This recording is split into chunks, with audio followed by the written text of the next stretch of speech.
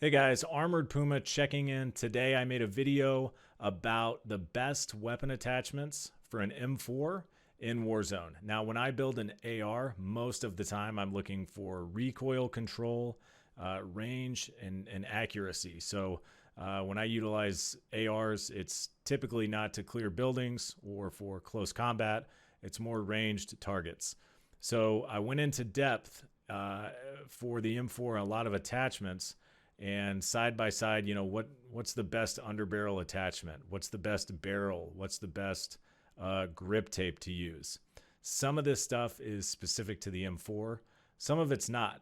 The underbarrel attachments, for example, you're going to be able to carry that information over. Let's say you like the RAM better. You're going to learn from this video how some of those attachments are going to help you if you're trying to pick off targets at a longer range. So let's dive right in. All right, so let's hop into this. What we've done to test out our weapon attachments today is we've gone into multiplayer on Call of Duty, and we've set up a private match. This just makes it easier. You don't have to worry about dying. If you don't have the multiplayer game, play Plunder and Warzone and go find a quiet spot on the map. You can test out the same stuff pretty easily that way as well. So we're just going to hop into our match here. And once we land, when we look at attachments, here's really what I want you guys to focus on today. And what I'm going to try to focus on is how do the attachments compare to each other? I'm not going to focus on what's the best single attachment for, recoil control or anything like that. I just want to look at how the attachments, the grip tapes, stocks and stuff like that do comparatively. So let's see what our recoil pattern looks like.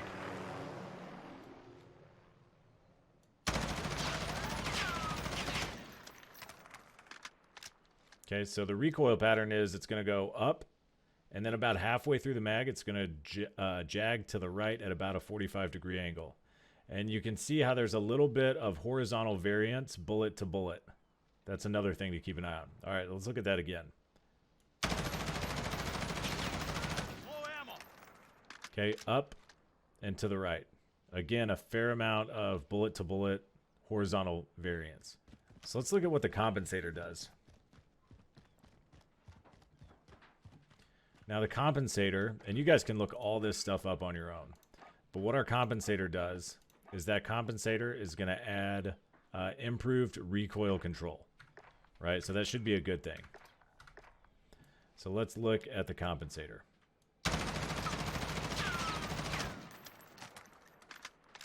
So it appears like there's much less vertical.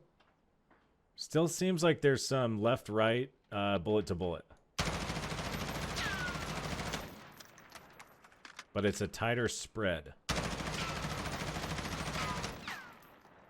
Right, so not bad. In fact, I would say if you only had one attachment to add, the compensator might be the best for a lot of, for any gun.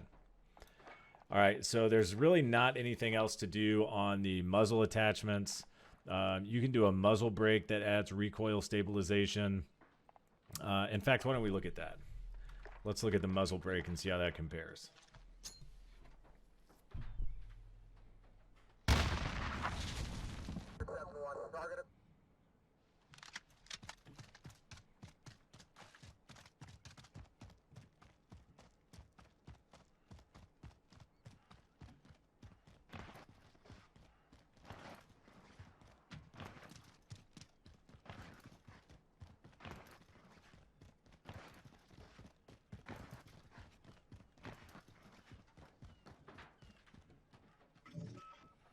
All right, so here's the muzzle brake as it compares.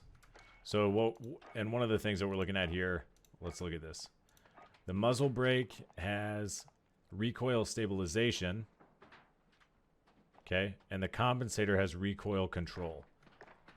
So the compensator bullets are right over here. The muzzle brake bullets are going to be right here. This is recoil stabilization.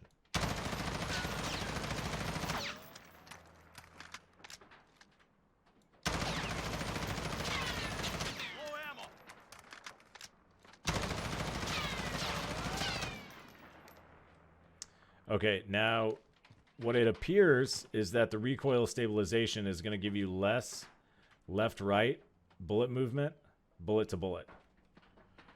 And the compensator helped us with vertical, but we still had the left-right bullet to bullet in there. So on the right, you have the muzzle brake. On the left, you have the compensator. Those are the only two muzzle attachments that are going to help with recoil. All right, so now let's look at the barrels themselves. The first one we've got here is the stock M16 Grenadier.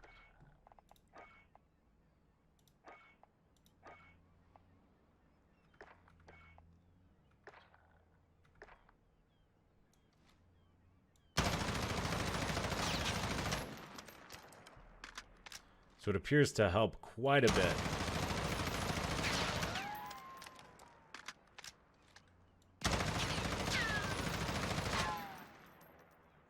So you can see a pretty tight spread left to right, right? There's not a whole lot of variance bullet to bullet. So there's not a whole lot of horizontal recoil bullet to bullet. And that's important because you can control the long sort of sweeping movement, but it's much harder to control if your gun is going back and forth like bullet to bullet. So that's the stock M16 Grenadier barrel. All right, so next we're going to look at the Corvus Custom Marksman. Now, you should be able to tell from the attachments on the M4 that the Corvus is not going to be as good for recoil control and range as the M16 Grenadier. But let's look at the Corvus.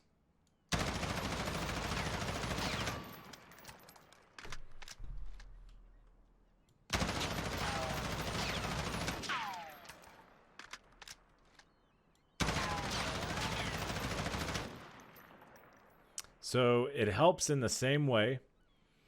Same overall pattern. We have it looks like a little bit more left to right, although maybe that's just me making it up. There is more vertical recoil.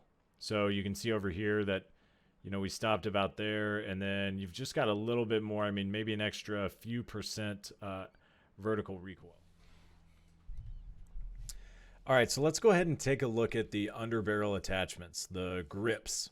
The first one I want to look at is the Commando foregrip. This is one that I see people use a lot. And just for reference here, we're going to be backed up to this wall, so we have a good idea of our spacing is going to be consistent. We've got a nice clean wall in front of us. So let's look at the Commando foregrip.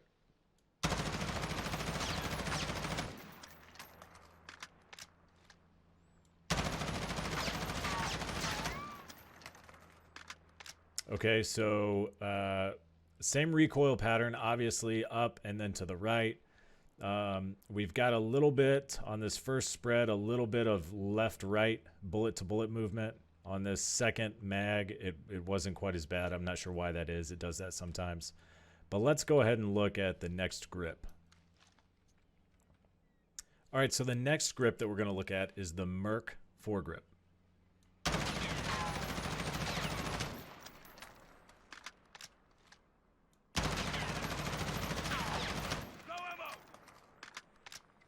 Okay, so from those two, we can see that there's definitely less vertical, but it appears we've got more horizontal bullet to bullet. Now, overall, there's less vertical and less horizontal overall. Now, you can see, now if I look up close, I can see bullet to bullet. It looks like we're getting some horizontal movement in there. But overall, less vertical and less horizontal with the Merc foregrip compared to the Commando. All right, so next up we're going to look at the Ranger foregrip. Let's see how this one does.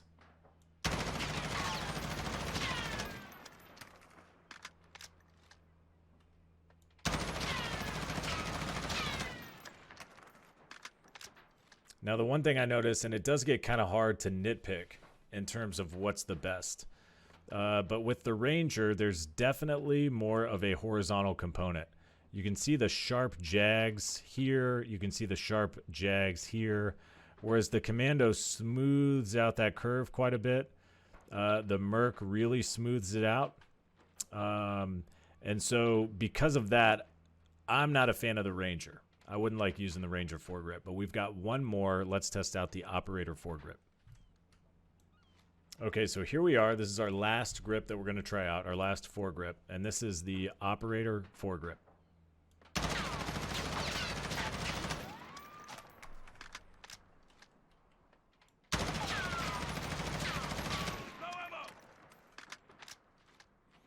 All right, so it appears that we're getting a kind of a smoother-ish curve on the overall pattern.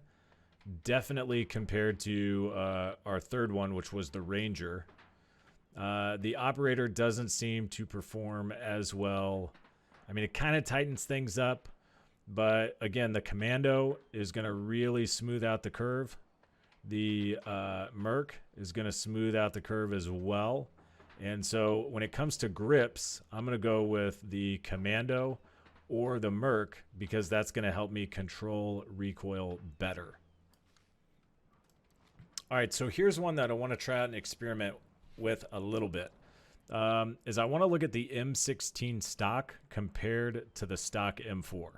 So what I have here is the stock M4.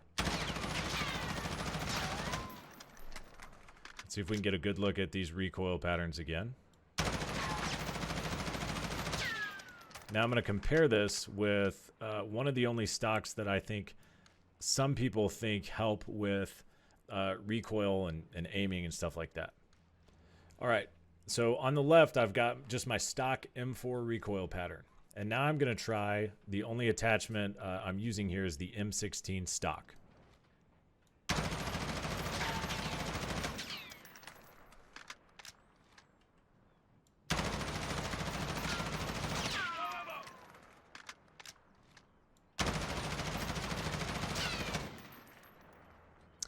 Okay, so this is interesting. So the M16 stock, the only thing that it says, and I'll show you guys this. The M16 stock only adds aiming stability. Now, what people will tell you about aim stability, or what you'll read about aim stability, is that aim stability helps when you're ADSing. It helps you steady your aim while you're aiming. Aim stability. Now, what this looks like to me, and you guys can do this experiment on your own if you want to, stock M4, just the regular M4. There's the recoil pattern. And on the right is just a stock M4. The only thing we added was the M16 stock. Now, to me, there seems to be a noticeable difference in the recoil pattern. Primarily being that these are much smoother. And anytime you have a smoother recoil pattern, it means it's going to be much easier to control or to counteract while you're actually going full auto on someone. All right, now let's look at the grip tapes. The first one we've got is the granulated grip tape.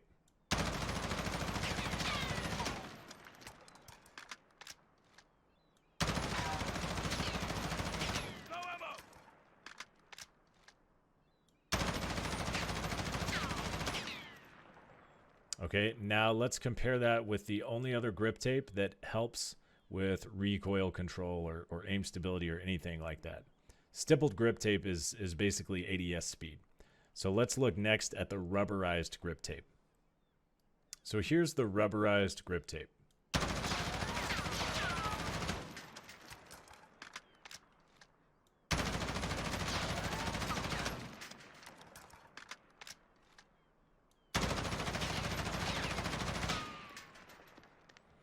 Okay, so they're pretty close. The one thing that's apparent to me is the rubberized grip tape seems to help a little bit with recoil, or vertical, I'm sorry. Now, up here you've got your bullet spread ending about there, and so we've got a little less vertical recoil. And I'm not sure that there's a huge difference horizontally, but this one, the rubberized grip tape, definitely has a smoother curve. All right, so now is the key. How do you build the best gun? Now, I've put together what I think is the best gun that I would want to use playing Warzone. which for an AR, most of the time for me is going to have to do with lowering recoil so I can hit mid to sometimes long range shots. I'm not super worried about building clearing and close quarters combat. With an AR, generally I would have either a shotgun or an SMG to take care of those situations. So let's look one more time at the stock M4, and let's see if we can control the recoil at range. This isn't probably the range that I would be, you know, a lot of times in Warzone you'd be shooting a guy maybe over there, but let's look at this recoil pattern and see if we can control it. So there's your stock M4. Now let's try to control that spread. It's going to be hard to see.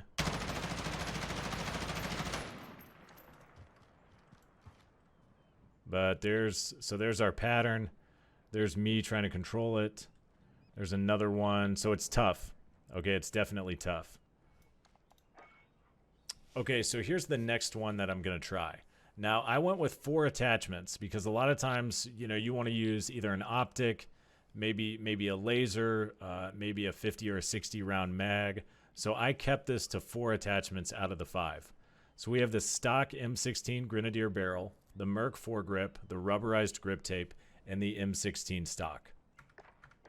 This is one of the 4 attachment combinations that I'm leaning towards as being the best. Let's look at the pattern. Noticeably better than the stock, which makes sense. Now let's try to clean that up with some counteracting the recoil that we're anticipating.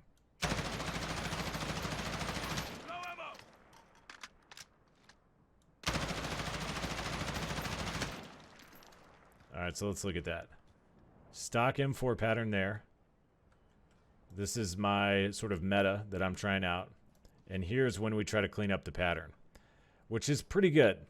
Okay, this was our attempt with the stock right there. That one wasn't bad, but that's a pretty tight spread. I mean, you can see from the uncounteracted recoil pattern that it's manageable. It's a nice smooth curve. You go up and to the right. So if you want to control that, you're gonna move your joystick or your mouse down and to the left throughout the mag. Let's look at one more combination. Okay, for our second combination, the only thing I changed is the underbarrel attachment.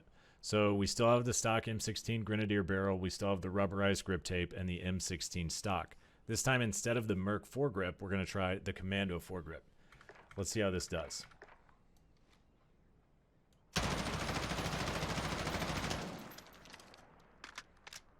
All right, so there's our pattern. This was the Merc foregrip, and this is the Commando foregrip. Let's do one more of those. In fact, let's do the Commando foregrip right next to the Merc foregrip.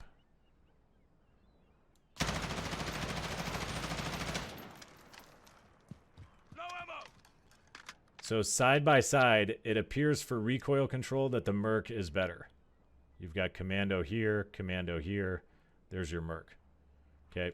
Now let's see, let me reload real quick, and let's see how we can control that spread with the Merc or with the Commando foregrip now. Make sure I'm at the right distance here.